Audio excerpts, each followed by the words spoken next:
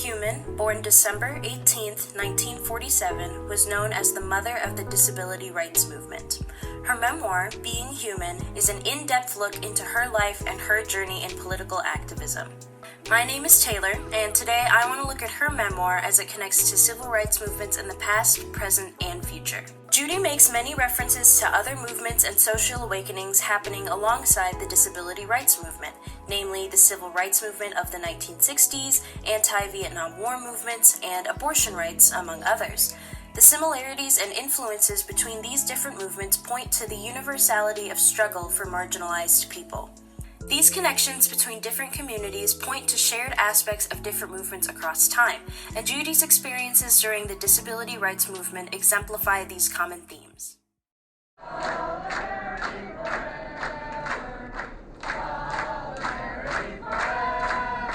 At many points throughout Judy's memoir, she emphasizes the importance of community and togetherness in the fight for equality.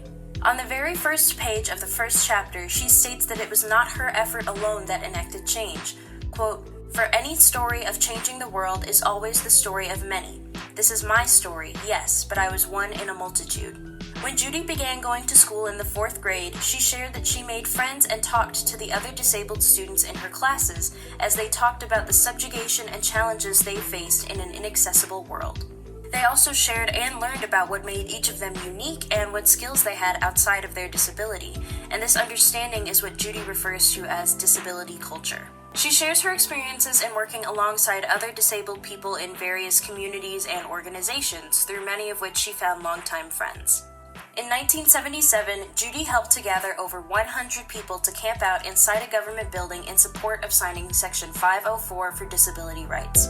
Judy shares that, during the sit-in, when they had meetings and made decisions, they made sure everybody was in the room and everybody's voice was heard. It was not an environment of hierarchy and power, but one of community and togetherness.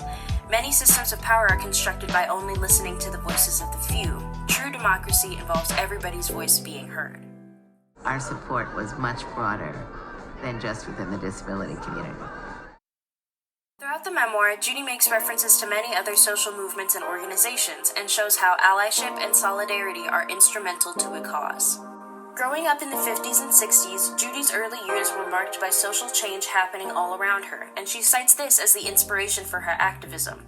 Quote, "We who had come of age under the influence of Rosa Parks and Dr. Martin Luther King Jr., not to mention Gloria Steinem and the United Farm Workers, knew we were a band of underdogs fighting powerful institutions. If we didn't speak as one voice, we'd never win." In her court case against the Board of Education, who would not grant her a teaching license, her judge, Constance Baker Motley, was the first Black woman appointed to federal court and a key player in 1950's infamous Brown v. Board of Education. Judy knew that her case could have gone differently with a different judge, but because she had a member of another marginalized community fighting with her, she was able to settle her case. The 1977 sit-in also demonstrated the importance of solidarity. When over 100 disabled people decided to stay in one building for weeks, the overwhelming concern was that of food, medication, support, and other resources. But because her community had shown solidarity and support for other causes, they received support back. Many groups held vigils and protests in their honor, as well as providing food and other resources. These groups included the Countercultural Guild Memorial Church, the United Farm Workers and Cesar Chavez, Brick Hut Lesbian Cooperative in Berkeley, and many others. This atmosphere of help and mutual aid provided the support that would ultimately result in the signing of Section 504. Brad Lomax, a member of the Black Panther Party and a disability rights advocate, encouraged the Panthers to show their support for the sit-in, and they did so by providing free meals and standing their ground against the FBI and police who were attempting to keep them out. Brad's intersectional identity translated into solidarity and support between two different groups and demonstrated how all social causes are connected. From the perspective of someone possessing intersectional identities, these concepts are key in enacting any true change. The only way we can do so is by supporting each other. That was instrumental in making the leaders decide, we've got to go to DC, we've got to go get in his face. Finally, and relatedly, Judy's story demonstrates the importance and power of protest. In addition to the 1977 sit-in, Judy participated in many other protests, sit-ins, vigils, and other public demonstrations. Quote, "The only way we were going to change anything was if we became impossible to ignore. My feeling is that when you're addressing power, you have to do whatever you can to get their attention. Protest has been an instrumental part of any and all civil rights movements, and is therefore integral to any system of democracy. The preservation of protest and the sharing of its importance is key in preventing any community from being left behind or forgotten. Judy says herself, quote, "A true democracy values the ability of citizens to hold government accountable."